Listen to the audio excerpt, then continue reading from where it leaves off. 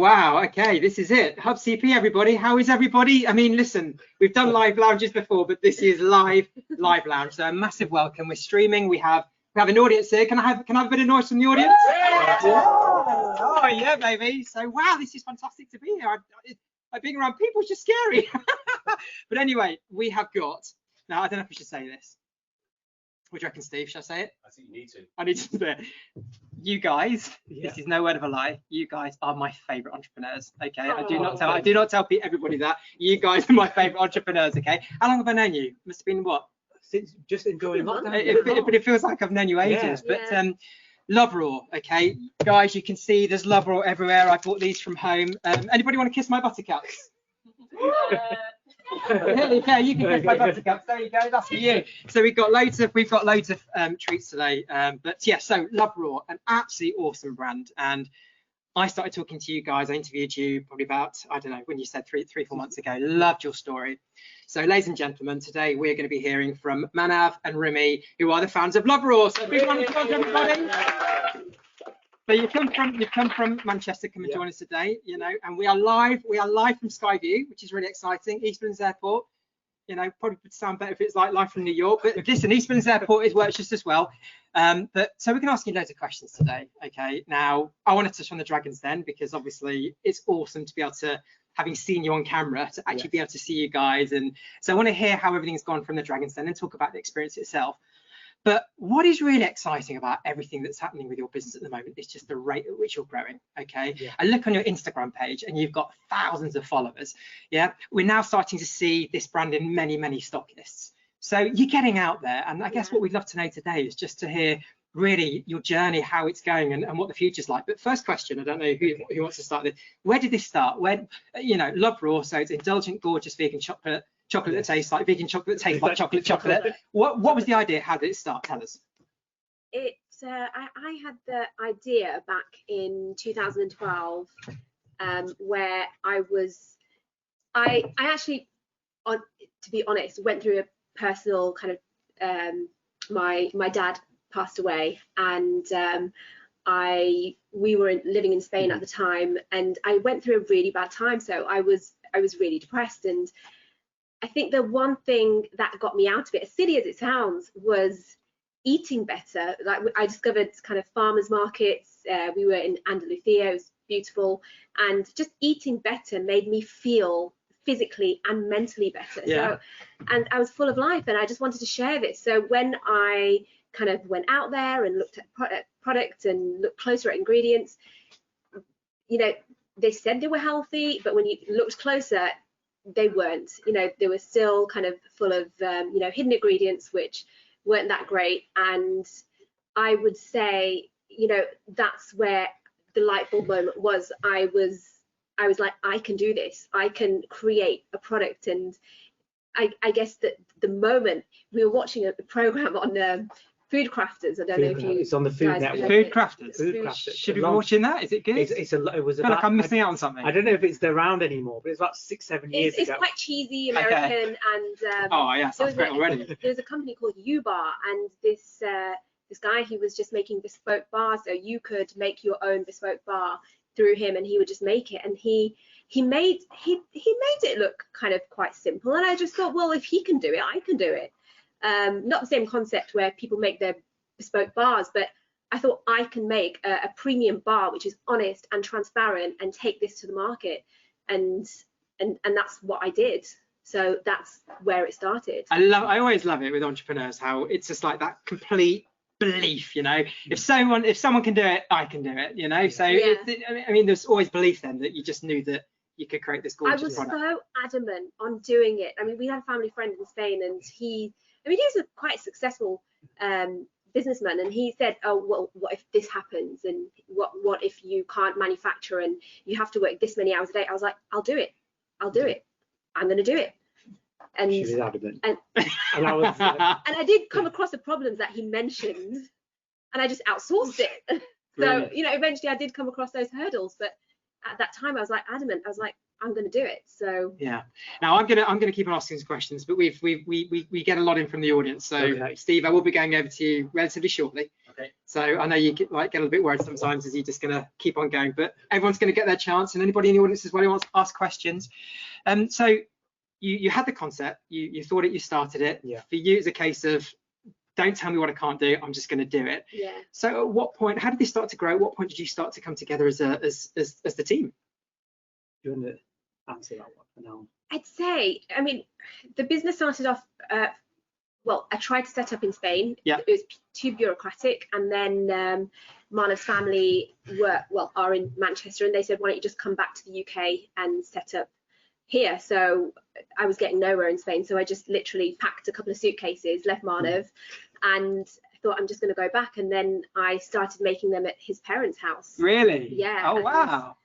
Whatever I was trying to do in 2 months in Spain, I got done in 2 weeks in the UK. I got certified by the Soil Association, got my local council to come. I built a little room within the garage to start manufacturing, and that's it. I was just ready to go. Really? So the minute that you moved from Spain, you got into the UK, just things started to flow. Just give us a feel. How many, you're saying you're making them at the folks' house. How many sort of Were you getting products are you making? How many units are you starting to ship? Once we got that initial order, we were making a few hundred bars a week, and then within a few weeks that kind of scaled to about 2,000 bars a week. And still doing it out of a home kitchen? I think there was only 2 of them. Oh, no, not now. Oh, okay. Not No, now, I don't mean now, but I mean the then. scale, Yeah. Rimi was doing 18-hour days at that time. Wow. And I then came back from Spain to help out on the weekend when I could. Family were getting involved. We had friends, and everyone chucked in and really got involved and helped get the orders out. It's funny because, being risk averse when you start a business, you don't want to invest too much money. So I was just going to supply the high street, the local high street, where we live. And a friend came over and he was like, well, why are you doing that? Who would be your ideal retailer? I was like, Whole Foods. And he said, well, why don't you just approach Whole Foods? And I did, and then that's where I discovered the relationship between a supplier and a buyer, where they didn't have much time, they were very busy, and he said, just email me. And I was like, okay, I'll email you. And I thought, forget emailing, I'm just gonna come to you. So I like that. And that's where I kind of, so you just like rock up, unannounced, here I am, kiss my buttercups, and bang through the door, right? I just got the train up to London and kind of got through to receptions, security, and then reception, and said I had a meeting, and I hadn't, and then I just got really sweaty and panicky. But he was really nice. He was Spanish, so I was like, oh, I've just moved from Spain, and started talking about everything but food, and then I was like, oh yeah, I've got these bars, and he really liked them, thankfully. So and then that was Whole Foods. That was Whole Foods. Wow. And good start, eh? He was like, they're a bit dry and they're a bit crumbly, but I'll see how it goes. And then I went home. And, we went to him with a concept. We didn't start making the bars. It was just, a brown paper bag with a sticker from the local printers. And then I went home, made them a little bit more moist, and how he said to improve them. And then he and his team loved them, and they gave us an order for, I think he said 500, and I was like, 500 units? And he was like, no, 500 cases. And then that was it. I didn't have. So just give us some context. What a case? So what's in a case is 12 of that. 12, yeah. Wow, this is a big order. Yeah. It was huge. And then we had nobody to help make them. So. You didn't have a blender. You didn't have a machine at that time. You were using a home food processor. Yeah. Wow. So, yeah. And then I remember he called and he said, when can you have them? And you said 2 weeks. I was like, she just said, I was like, yeah, whatever, 2 weeks. 2 weeks.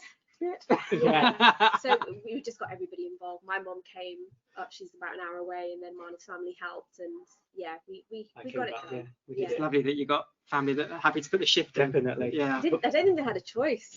Because you said, yeah, we're doing it. But yeah. it did so well that I remember after 4 or 5 days, another order came in, and from 5,000 or 6,000 bars, it was like 10,000. And again, it was just constantly being that. I think you flew back from Spain. So is this the point you then came back from Spain, when all of a sudden now we're off to the races? 2 days, Only for 2 days. Okay. Then I kept coming back and helping when I could over the weekend. But I think I sort of joined because the business was growing, and we had I remember we went for pizza. We were in London having holiday over Christmas. It's the thing, important decisions always happen over pizza. So we were having a pizza, and she was like, look, the business is really growing. We have a choice now. Do we keep it as a lifestyle business, or do we make it to something big? Yeah. We can't. She goes, I can't keep coming back to and from Spain. I'm pregnant now as well, and either I'm going to stay in Spain and try and run it from there, because we had somebody making the product, and you know, we could do all the office stuff from Spain. She says, oh, we come back and we make it into something big. And I think we both said, no, it's really got momentum, and it's just gone from where we didn't think it was going to be to where it was. And we said, no, let's make it big. So then we moved back. And at that time, then that's when I sort of joined, because Rimi sort of got complications with the pregnancy and they told her to stop working, and then it was only her doing the whole business. Really? So then that's how I joined and didn't leave, and now I'm on the packaging. So You got in there.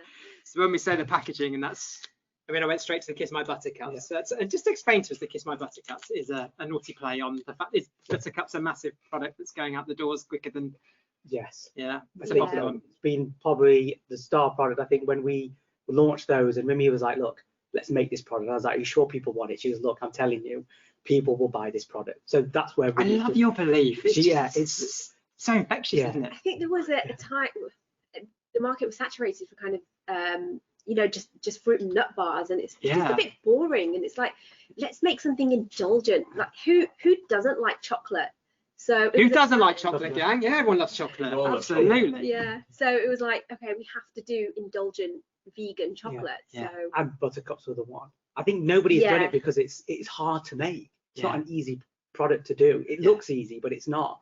And I think we want to go out. You want to make great products and sort of get out there. And it was a challenge, and Rimi managed to do it. And I think once we launched that product, just the listings that we got and the momentum that we had from that just really was a big inflection point in the business, in the growth.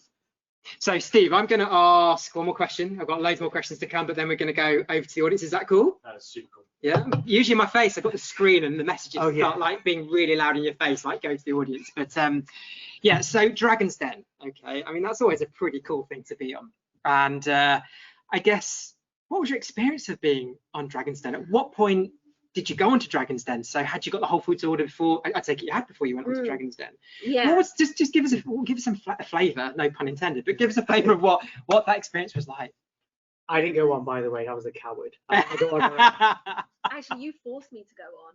But so you were there just pushing I was Rimi in on. the background helping and pressing. I was like, you know what? You could really present the product, you know. And she's done all of the brand and building the business, and I was in the back at that time. And I said, no, you should go on and you should sell the business to them. It was crazy. It would have been crazy not to. They did contact us a year before, but I think we'd just moved back from Spain at that point, and it was too busy. And then they contacted us a year later, and it was just like, okay, let's do it. Let's do it. Yeah. Of course, Rimi, I'd expect nothing less. Just do it. I was too tired. I was still feeding my daughter, and I was like, okay, let's just do it. Yeah. So what was it like? What was the experience like? I mean, for everybody here who probably hasn't watched the reel, what happened? It wasn't what I expected it to be. I thought it would be a little bit more welcoming. I thought maybe you would have met the dragons beforehand, you know, get to know them. No, they literally keep you far apart and in a green room, and they can keep you in there for up to kind of 12 hours. So you're just there kind of practicing your pitch and pacing. But thankfully mine was, I think, the second or the third. So. And it is tense once you go in there, you know, they are all kind of blank faced and, you know, legs crossed and just staring at you. Generally making it feel like you're about to walk into a den. Yeah. With dragons in it. But I didn't expect that, which I don't know if I was a bit naive to think they were going to be a bit more friendlier. But you didn't have like, hello. Hi. But yeah, so it really kind of built up that kind of tension, and then that was it. You know, once you did your pitch, it was like, yeah, you know, nice products, and then they went into it. No, I don't like this. I don't like this flavor. So it was pretty intense. Yeah. Wow, that's heavy. Like Deborah was really lovely. Yeah. And Tuka was nice, but the rest of them, they were trying to make good TV. Yeah. And you know, dramatic one-liners, and trying to catch me out. You know, we had I think 4-5 SKUs at that point, and they expected me to know, I think we were going for 4 years, so they expected me to know the financials for all those 4 and all the 4 years, and I didn't know one, and it was like, oh my god, you don't know your sales for this product for this year. And that's the thing that got shown. Yeah. Yeah, and do you know what, because I've been on the set, because I was lucky enough when Jenny Campbell was a dragon to be invited to go and see it, and I couldn't believe just the whole crew that you've got on the left hand side. Yeah. You've got lights everywhere, crew, just so many people in that room. Yeah. So to be grilled then on 4 years, that's heavy, isn't it? Because when you watch it, you're thinking, how can you not know your figures? But when you're actually in there, I can see the intensity and the pressure and the heat. Do they deliberately turn the radiators up? It's hot in there, isn't it? Yeah, it's really I had tough. a blue shirt on, so I was just like, keep the arms down. But you're successful in there, right? Yeah, I was. We did receive an offer. Yeah.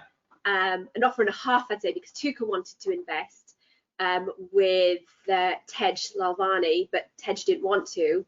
But then we rejected the offer. It just didn't feel right to do. Yeah, well, that takes courage. Yeah. So we're going to go to the bit after that then in terms of what happened post Dragon's Den, but I'm sure we got some questions. So we may have some questions in the audience, but first of all, who have we got from everybody at home or wherever they are right now, Steve? We've got a stack of questions. Right, okay, right, far away. Let's go. Look at questions in here as well. Okay, let's go. Although the first one is a little tongue-in-cheek, it's from Holly. I think you know Holly, and she says she wants to know who Employee of the Month is. Wow, put on the spot, guys. It's like Dragon's Den Mark II. I think Marnie. Comes in and tries to boss everybody around. So Holly's a member of your team, right? Holly, yeah. Okay. We do have a serious question here from Abby. She does say, how do you cope working together as a couple? My other half would drive me mad. He does drive me mad. We do. Don't get me wrong. There is no work-life balance. I think we answered that on when we did the Instagram takeover. We used to get involved in each other's parts of the business at the beginning. There was no separation. Yeah. I was getting involved in the sales and the MPD. Rimi was getting involved in the operations side, and it was just, I think in the last 2 years we've sort of had separate roles, and now we have very different roles. Yeah. I look after the operation commercial. Rimi's about brand and MPD, and culture of the team. So it's working better now. We don't bicker. When Rimi makes a decision about her side, and there's more people involved in the business where we can kind of bounce ideas off. It's not just me and Manav making the decision and who's right or wrong or which one we should take. But we do take work home with us. We do talk about work. We don't try and balance, and we don't try and say, okay, it's going to be a couple of hours, let's not talk about work. If work crops up, we talk about work. If work doesn't, it's I've got to ask, my mum always says there's no stupid question. What's MPD stand for? New product development. New product development. Sorry, okay. I was trying to work out what I can get there. But it's interesting you say no, and that's a great question from over there in terms of what the dynamic. There is no work-life balance, so I guess that's heavy, that's intense, especially when you throw children into the equation as well.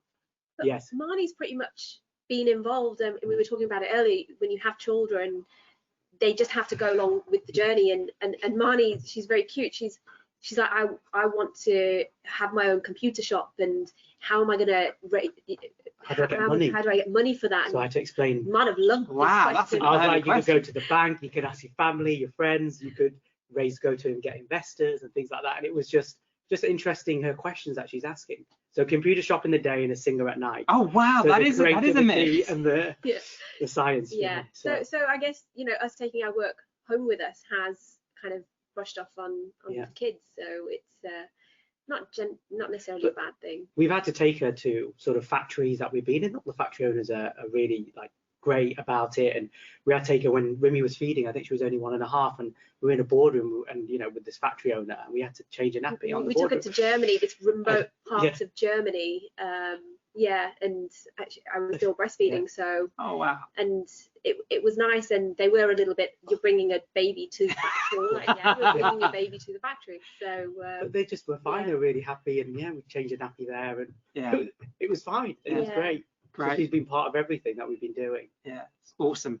Steve, do you want me to crack on, or you got another question? We've got a stack of questions, and we've got some from the audience as well. It's up to you. Let's go for it. Okay, can I start distributing? So we'll start. A great question. If it's a great question, you're going to get a nice little treat here. Okay, so let's go for it. No problems. If it's a really great question, you'll get two. I know Cody's got a question. She wants to know. Okay, go ahead.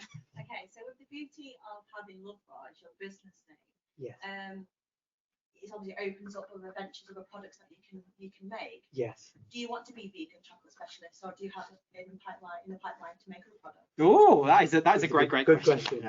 Yeah, I'd say we're going to only be focusing on vegan chocolates, because earlier in the business we did have a few categories, and it was almost like, what's our identity? Who are we? But as soon as we launched the vegan chocolate, it was like, this is who we are. This is what we want to kind of own as a category. So I feel like that's what we're kind of going to build upon and grow.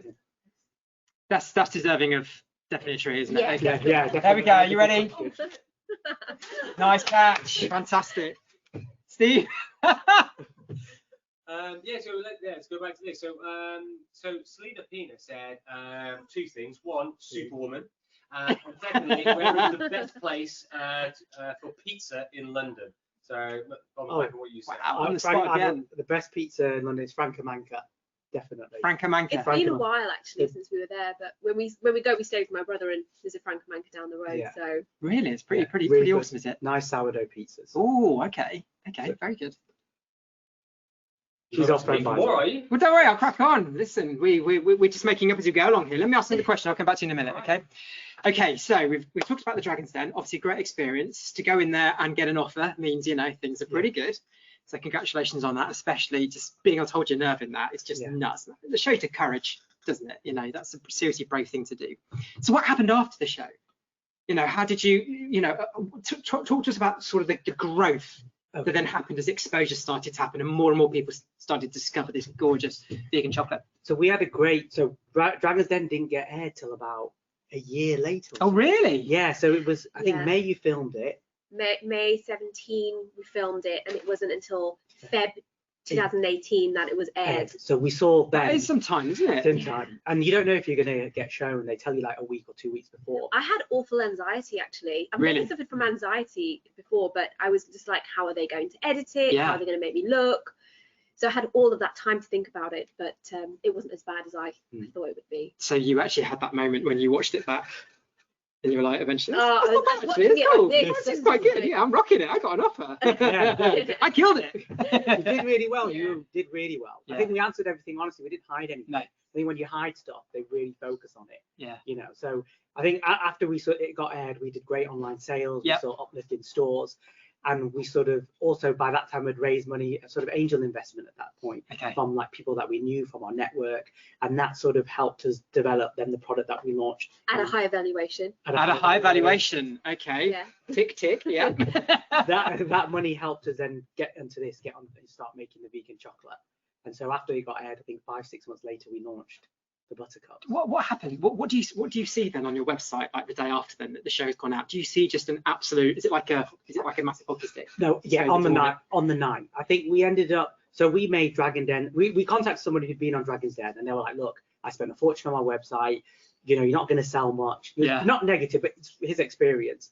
So he was like, "You could probably send 10 packs." So you know, the night before we made 20 packs at the office, and we left it. And you know, online it went really well. We were all online. The sales went up. I think we had like 300-400 of these Dragon Den boxes that we sold. So we were behind in shipping. So it was on the night. Yeah. And then when it got re-aired, again, we got another uplift. We had a fun night. Everybody from work just came over. Oh, lovely. And we just had like the drinks open, and they were just on Twitter, and it was everybody just got drunk, to be honest. So talk us. I'd like to get through to people may have seen on the invite that the big whopping VC deal that you guys landed, which is just awesome. But can you just fill in the gap between then the sort of growth until you got to that point? What sort of stockists were you getting into? What was happening with the product? What sort of volume were you having to shift?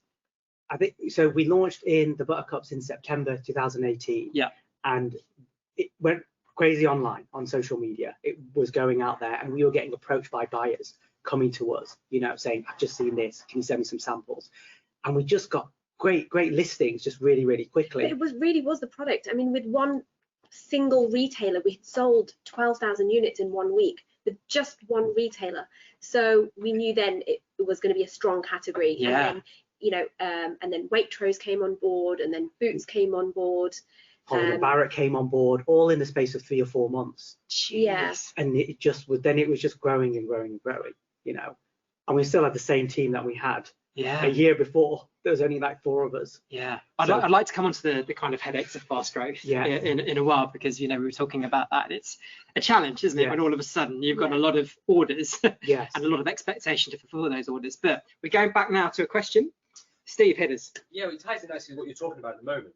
So from Shirley, first in two parts. Who inspired you? Who was your inspiration to go for it? And the other one was, what are your next steps for further growth? Which I think is what you're kind of covering now, isn't it? Cool. Yeah. Okay. Who's your inspiration? I'd say for me, it has to be my mum. My mum's been quite entrepreneurial. She's had her own business. She's raised 3 children. Yeah. She hasn't had it easy. So I've been brought up in that environment, being brought up by a strong woman. So I guess for me, it was just no other way. If I wanted to do it, I just thought if my mum can do it, then I can do it. So love it. she's been kind of a major inspiration for me. Yeah. I think similar to my dad as well. You know, my dad lost his dad when he was quite young, and he, you know, he had to sort of carry on my granddad's business. He was knocking on doors and selling stuff, and just seeing his work ethic, and you know, he's then eventually done quite well. So he's sort of my inspiration, I think, to run our own business as well. Run my own business with Rimi. Yeah. I don't know if we've covered this. I'm really sorry. I may have had a gap in my memory when we said this, but Love Raw. Have we mentioned the name? Love Raw. What's the thinking behind Love Raw? It's a wicked name. I'm just thinking, is there a? It's more of like an attitude. Yeah. So it's kind of like pure, like natural, stripped back, kind of in its natural kind of state. And you know, initially it did start off because we were using you know, raw nuts and seeds, but it eventually kind of evolved into it being, you know, the attitude, and now kind of it is our brand name. Yeah. You know, we did look into potentially changing it, but it just stuck. People liked it, we like it. Yeah. You know, it's funny how you talk about nuts there, but you know, we said at the beginning, chocolate that tastes like vegan chocolate tastes like chocolate. It is weird because the minute you start eating it, your natural first, if you're not a vegan, your process is, that's really nice. It actually tastes like chocolate. Yeah. So there must be a big education going on here, you know, with loads of people actually discovering that vegan chocolate can taste really damn good. Yeah.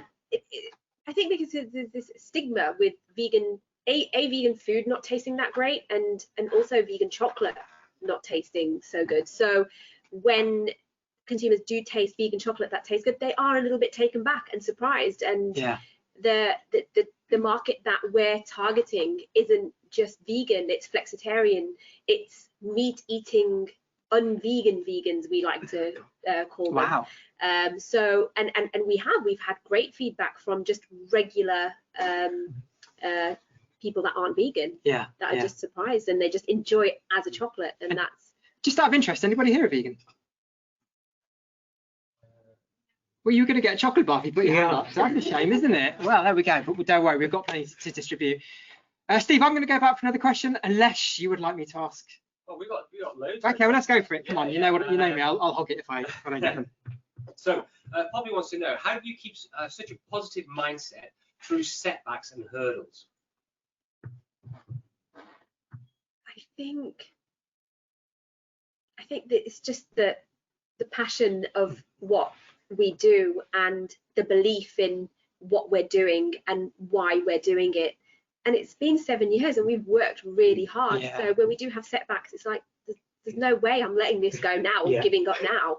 I've worked too hard on this and get stronger. You're getting stronger each setback that you have, and everything experience that you go with, that when things happen that seem quite big maybe to other people, or other people in the team are like, no, it's fine, don't worry about it. No matter what the problem is, you can there's always a solution, whether it may be positive or negative, but there's always a solution. You just have to crack on with it and move forward. And COVID and lockdown was a setback, you know. Of course, we had great momentum building up, so again we had to just adapt to it and just deal with it as another thing that's happened, and let's crack on and just keep moving forward. But you're both very passionate people, you know. When things were really kicking off with that, you know, were the moments you're in the kitchen going, are you kidding me, is this really happening right now? Come on, give me a break. So that you do lose your shit then, that's basically what I'm saying. You do. Definitely. But you keep focused with the belief and just know you're going to get through it. You need passion to keep going. Because running your own business is not easy. That was a great question. So stockists, in terms of, you know, getting in front of people that are going to, you know, fall in love with your product and hopefully distribute it for you, this I think would be some great insights. What are your tips? So now you've obviously met a lot of people. as you call it, you know, Rimi's the head hustler. Yeah. So can you give us your sort of your top tips in terms of how you can hustle hard and really, you know, make it count and get your product out there? I think it's just, first and foremost, it's the product. That's what I found. We've had product lines in the past where it's not gained the buyer's attention just because it wasn't exciting enough. But when you have a good product, it just can't be ignored.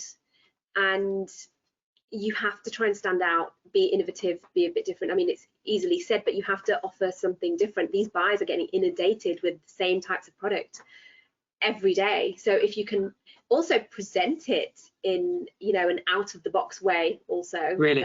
Yeah, that, I think that would. So actually the way you present the product, not just the way you present it, the way you present it. Getting their attention, basically. Yeah, get their attention, and you know how you present it, you know, in a box, or what you send it with, and.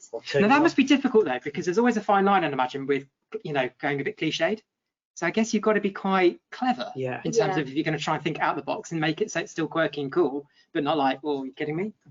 Yeah, I mean, I've as I said at the beginning, I've been down to kind of the head office, but when the head office is getting a little bit more corporate, you can't just kind of go knocking on the door. Yeah. So yeah, you know, maybe, you know, send product for their kind of whole team, you know, to enjoy, and it certainly helped with it being chocolate. Yes, I'm sure. Yeah. It's a smile on people's faces, right? Yeah, it does. But I'd say first and foremost, it is definitely the product.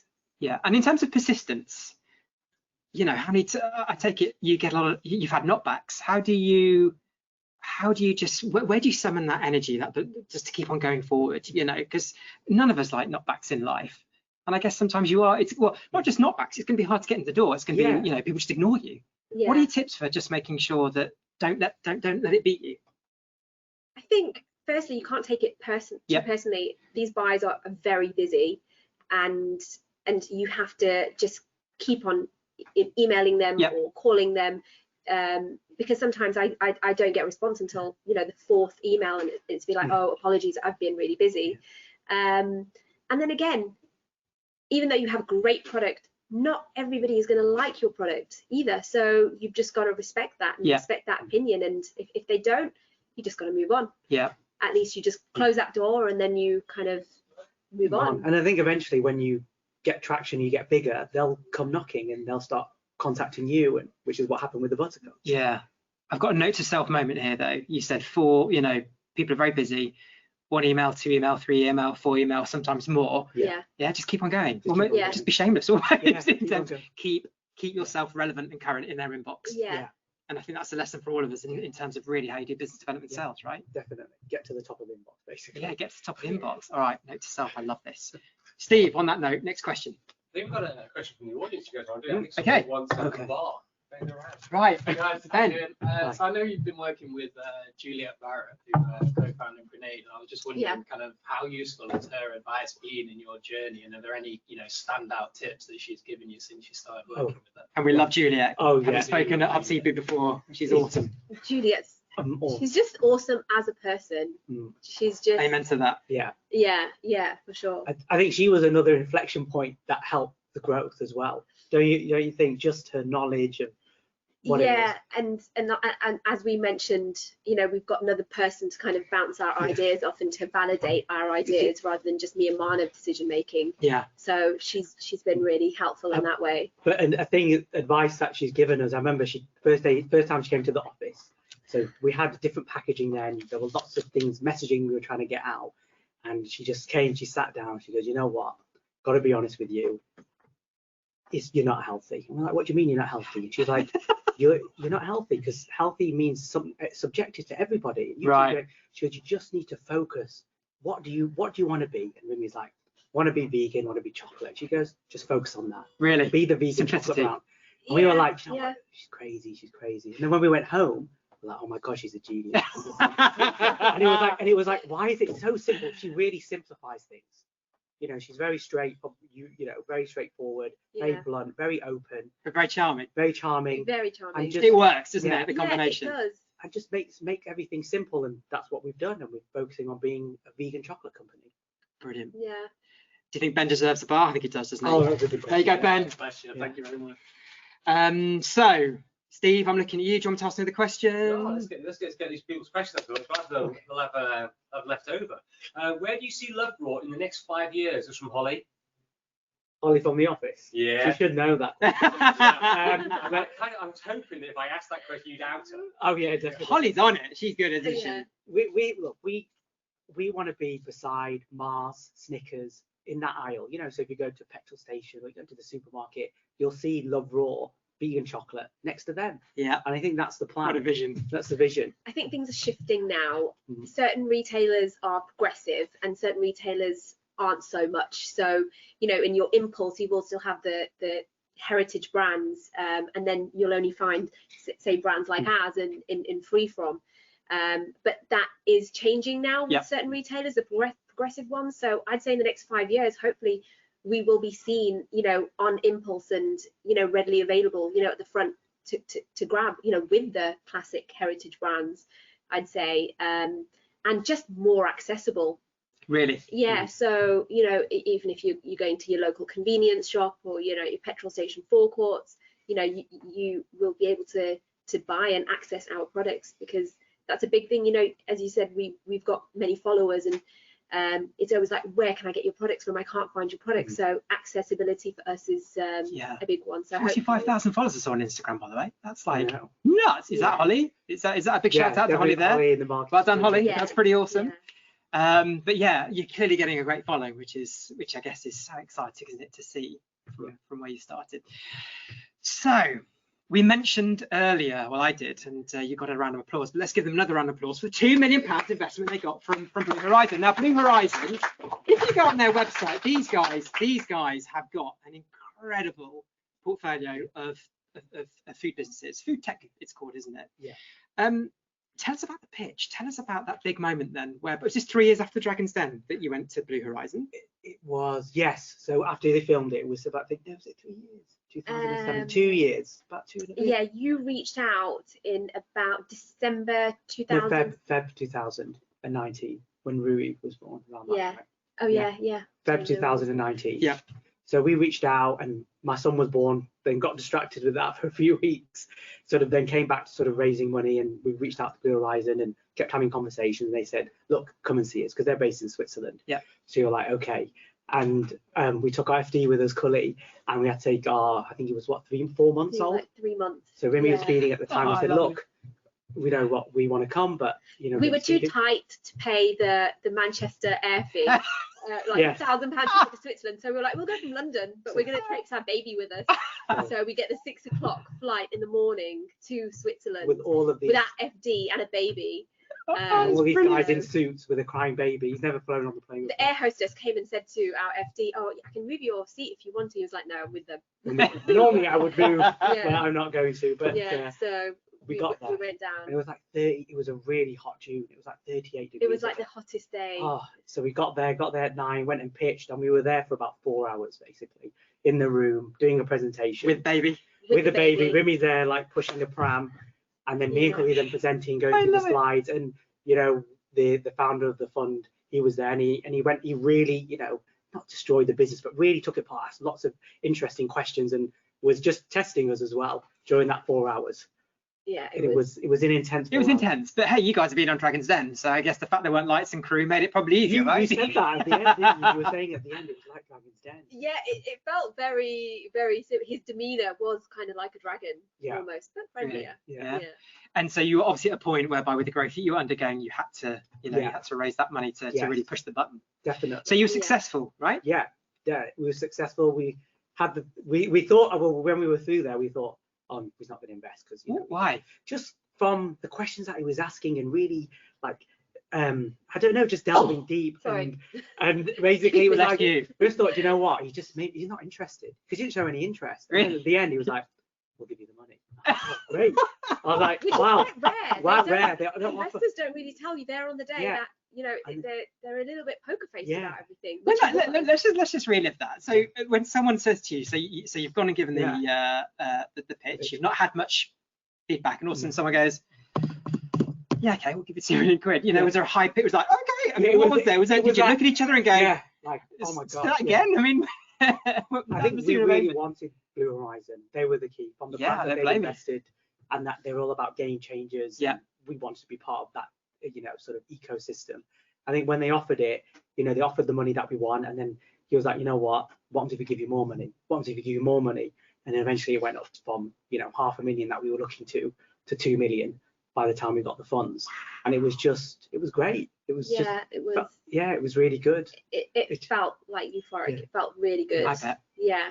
But then and have your baby with you. How lovely as well. Yeah. Yeah, we had a good flight back to London. Yeah, I bet. A long flight, but good. So we'll come on to the next stage of growth in a minute. But to recap, so we're in some great people distributing the product, a great audience, a great network. You are now invested with some incredible, not only a lot of watch, but a brilliant VC behind you. Yeah. So let's talk about the next stage of growth after you've taken another question from Steve. Yeah, so we've got a question from Sham. He wants to know, was the whole food supply qualification process easy? Food supplier. When I came on board, I'm assuming, I'd say, in comparison to other retailers, knowing what I know now, it is. It's pretty much straightforward. And Whole Foods are and were a great retailer to come on board with. It's very much a partnership, and they very much support you. So and the buyer was fantastic, Daniel. So I would say it was pretty much seamless. And if you didn't know something, they'd help you. Yeah, the forms aren't complicated basically. Yeah.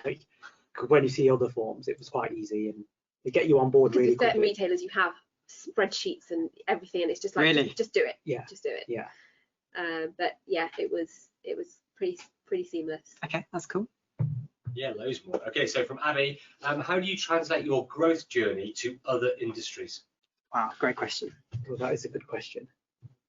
Abby, catch. That's a good question. How do you translate your? I guess it's different for us. We're not like a tech. It's not like the tech industry where you can have kind of really fast growth. And I guess for us, it's peaked and troughed a little bit, I guess, due to COVID and things like that. But our growth journey for FMCG, it's such a fast-moving and fickle industry, and it's so competitive that you have to kind of stay on top of your game to keep that fast growth. So you can't drop the ball, and once you do get that growth, you just have to kind of keep going. Yeah. And make great products. It doesn't matter what you're doing. I think whether it's FMCG or tech or apps, you've got to have a great product, because if it doesn't have those sort of characteristics that people want, or it's just not going to go anywhere. And it's about keeping the brand alive and new products. Maybe every 6 months or so, because there's so many other brands that introduce products, and then your kind of momentum gets lost. So it's almost keeping that formula, like the product life cycle and new products, and making noise again, and then getting those key retailers and keeping that momentum, and continuing with that momentum. Great question from Abby there. Right, so fast growth. Now we're into uber super fast growth. Yes. Made it up just there. Okay, you get my gist. We're now into a next level because you've got a great big chest of cash, ready to now take things to the. What does that sort of fast growth, uber super fast growth look like then over the past few months? And I guess what have been some of the major headaches of it? So I think we're very fortunate that we have Juliet, as a non-exec and advising us, and she's got the blueprint of what's happened at Grenade. Been there, done it, and she knows what's coming next. She's got that.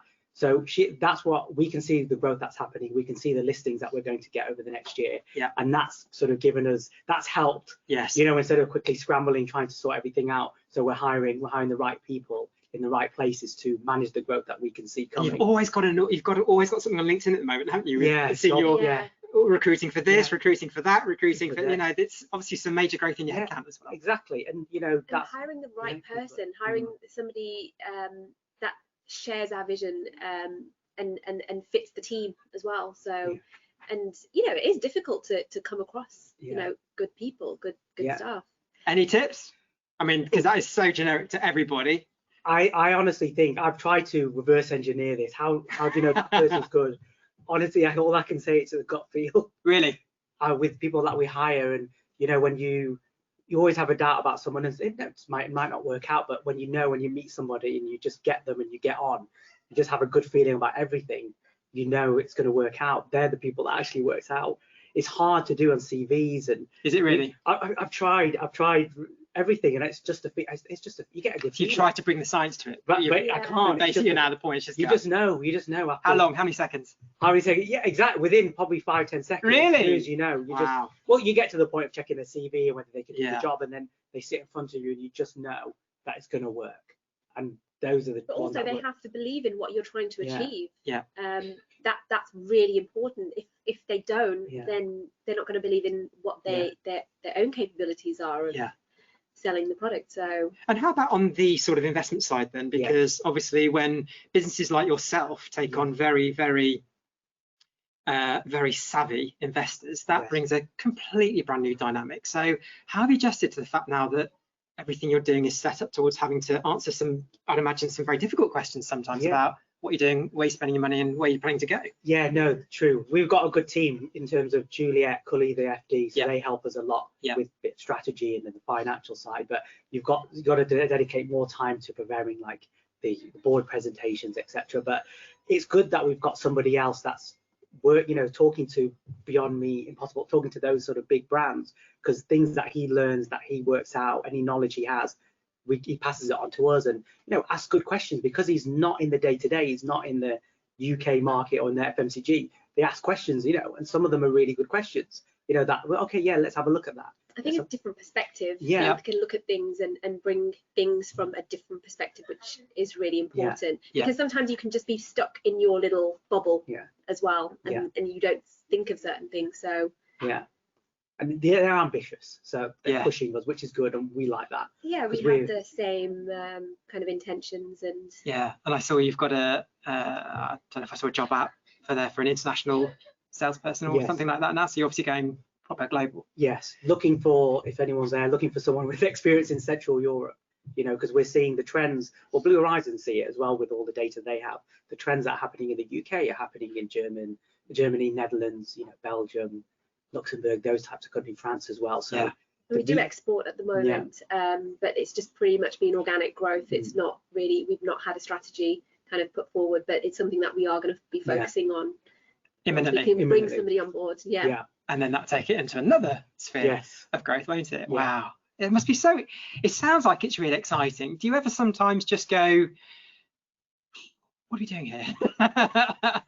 Should we calm down a little bit, or do you just find yourself getting completely caught up in it, and you never look back? I think we've been working hard, both of us, for 6-7 years, and it's like all of that hard work, because obviously the press that we're getting now, we won awards and things like that. Everyone forgets. Of course. Nobody knows. Sorry, not forgets, but nobody knows about the 6 years of ups and downs, the peaks and the troughs, and the hard work, and the times where you doubt yourself or doubt that anything. What do we do? And it's all paying off. And when I look back, and I think we were saying when we look back at the last year, we think, oh my God, if you asked us a year ago, we'd have the VC funding, we'd have launched an amazing products that we've had, Juliet join, building the team that we've got. It's like, wow, we couldn't believe it, and we're enjoying it. We enjoy the momentum. We're enjoying it. It has been non-stop. We don't really go on holidays. Work has just been too intense. Not because of COVID, just because of anything going on holidays. It's just, we haven't had a chance to stop. And probably won't have a chance to go on holiday, let's be honest, if you're still going to be working it. But this pace, it's not exactly slow, is it? So no. They're pretty much on the back burner, I take it. And you do get tired, and it's like, Manav, I think we just need a few days out. We just need a few days of family time. And so building that team is helping take, that's why we're able to come here for the day, because we've got a good team now, and they're cracking on without us. Now, you said something earlier, which I think we've got to have I'm going to get to a question in a moment. I'll just quickly check we're doing good. Wow, we're doing good on time, aren't we, Steve? We're doing okay. We're doing good. Okay, we're doing okay. That's a check. Yeah, he's got high standards. Now, guys, Great British Entrepreneur Award, that's become a massive competition now, hasn't it? It's all over, all the press, everyone. It's the amount of great businesses that enter that. You were overall winner for the Northwest, is that right? Yeah. Round of applause, everybody. Now you won two categories that night. Yeah. So what was the first category? It was Family business. Lovely. Okay. Yeah. And then we turned off the awards because we Are you serious? We did obviously it was late, we were tired. The kids were like waking up, so it's like one of us was upstairs, downstairs. We were like, because you're thinking there's just no way. There's no way. I didn't even. Well, yeah, we just thought that's it. We won and that's it. We're not going to win the overall. And then we checked in online, went to look at the list and just see what was happening on Twitter. And then it was like Love Roar's won. Win, so they were like, it's a mistake. I said it's a mistake. It's twice. Have we won another one? No, we haven't won. They've just duplicated it. No, we won another one. Wow. And so it was overall. Oh, guys, I'm so happy for you because I guess that is a really lovely pat on the back and for your team. Definitely. And just shows everything is working. Yes. To get. So Northwest, does that mean you're now going to go up against the Southwest, whatever? Yeah. The regional. When's that happening? I think it's in November. I think they're trying to do a live event. Yeah. I don't think that's going to happen. I don't know, but then I think it's 20th of November. I think. Okay. Yeah. Is there anything that we can all do? Do we vote? Is there anything that we can help with? I don't know actually. We have asked. I have no idea. I think it's judging. Oh, it's already been judged. I don't know. Well, we may go and find who the judges are and sit them some chocolate bars. That would be good. Because that will be a winner for sure. Steve, give us another question. Okay, so we had so from Celine, she asked two questions. She wanted to know how many people are in your business, and then she spoke and she asked a question about what you just talked about, which was, are you going to target the EU? Okay. How many people in the team now? There's 11 of us. There's 11 of us. I think a year ago there was like 4 or 5, so it's just grown. And then EU, yes. Celine's our friend, by the way. Celine, she lives in Holland. She lives in Holland, so she wanted to start supplying there. But yeah, Netherlands, Germany, France, we're focusing on sort of those European countries once we get this person in the business. Yeah. So hopefully soon. Time for the easy questions. So we just had a question from Mel, based on what you've just been saying. She says, do you have an award strategy? What's the next one you're going for? No, I don't think we have an award strategy. Yeah, that's probably the one thing that we don't have a strategy of. Really? It was just like, well, let's just enter them and obviously you make the application as interesting as you can, as exciting as you can, and then you just hope for the best. Yeah. And I mean, it's obviously very good for business, isn't it, when you win a major award like that? Good for the team as well, and like you said, just builds that morale and just the pat on the back. Yeah. Okay, Steve. So from Holly, it's a great question. What are your aspirations for sustainability around packaging, but processes too? Wow. I mean, we always say that we want to work towards being fully recyclable, and I guess it's only in some regions that we're not recyclable, but in some regions we are. It depends on the machinery capabilities. Yeah. It's a bit more complicated. The packaging we have for the they're actually recyclable, but in the UK the councils can't recycle that type of plastic. So if they change the machines, then we can recycle our type of bars, all other types of bars, crisp packets.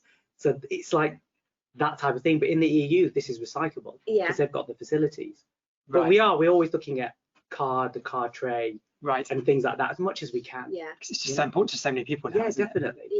Yeah, it's important to us as well, and we're just progressing and things like that. And we're going for B Corp at the moment. Okay, so, very interesting. So just give people a quick flavour of what B Corp means for those that haven't heard of it. As the best way I could sum it up, I think it's you look after your staff, you look after the environment, care about the community, and just that you're doing everything sustainability, and you're doing everything, a positive impact basically on all of those areas. So you're going through the process of that. We're going through the audit process at the moment.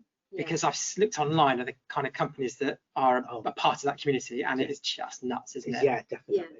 I mean, some pretty awesome brands. Things on there, and it's fantastic. Now we are nearly at the end of time with 3 minutes left.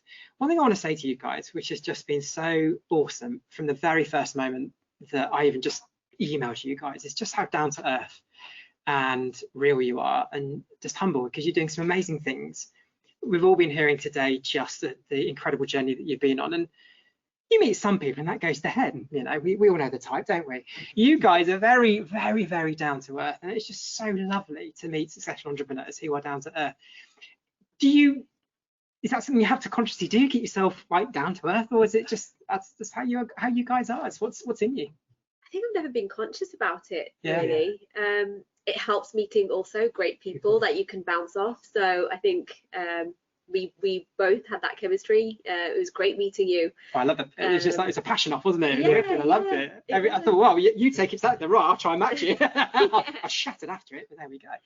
Yeah, and I remember it was during lockdown as well, just kind of towards the end of lockdown. So Yeah. it was just exciting to kind of speak with you. But no, it's just always who we how are. we've been. I can't think we could be anybody different. You know what I mean? It's just, we'd be faking it then if we were trying to be this sort of arrogant entrepreneur. It wouldn't be us. No. Okay. Well, and my final question is probably, I don't know if it's a silly question, but is there anything that you would just love to buy? Is there like just a one, like you said, we don't like spending money. Is there one thing that is just on your list of, do you know what, I'm going to get it because I can? Eventually, when you're at that point. I want to get a Tesla. Yeah, okay. That's the only thing I want to get. That's it, Tesla. I've I always think that's said I just want to go on a 2-week holiday where I don't have to check in with emails. And I can just be present with the kids and just enjoy holiday. That's all I want, just a 2-week holiday. Really, where you can just completely switch off, be present. no emails. Not worry about anything. Yeah, that would also be. Yeah. Has anybody heard of Below Deck on no one's heard it. Have you heard of Below? No one's heard of Below Deck. I'd love to go on. I would absolutely love to go on like one of those super yacht charters. You know, it's like $100 for like 2-3 days. I'd just love to do something that's like that. But invite us, please. Right, I am now getting that sign, which means it is time to wrap up. Guys, it's been so lovely to not only talk to you, not only do a live lounge, but just to have you telling us all about the story. And I think everybody in this room is absolutely loving the fact that you guys are achieving the success you are. And we're just all here, hope that it just keeps on going from, you know, level to next level to next level. And good luck with everything you're doing, because you guys are Thanks for having us. Yeah. so brilliant, lovely. Thank you for coming. Thanks, guys. Right, so looking right at the camera, what have we got coming up? We've got Revolution. Well, actually, it's that time of year where we've got some really seasonal, exciting things happening, both scary and exciting. Of course, you all know what I mean by scary. That's the US election. No, I'm only kidding. So we've got Halloween, obviously. So I hope everyone has a fantastic Halloween. And then 16th to 21st, we have got Revolution. Now we are going to be, Steve, when are we putting out some details on that? Is it coming out today? But we've got It loads. went live on the website at 1 o'clock today, which is the playlist, if you like. Okay, so we have got some great content. We've got a load of lounges with some awesome speakers. We've got a live lounge, which is going to be Paul Richardson, who's the exec chairman of Gymshark. So loads for you in treat there, loads of treats. It is the 16th to 21st, isn't it? It's a whole week of it. Celebration of Global Entrepreneur Week. Global Entrepreneurship Week. So you should have been here saying that, because that was just so much smoother. But once again, let me thank you, all the audience for being here. Thank you, everybody at home, for dialing in to watch this. I just want to give you a round of applause. Oh, right, okay. Thank you, guys. You've been great. Thanks so much for joining us, everybody, and we'll speak to you soon.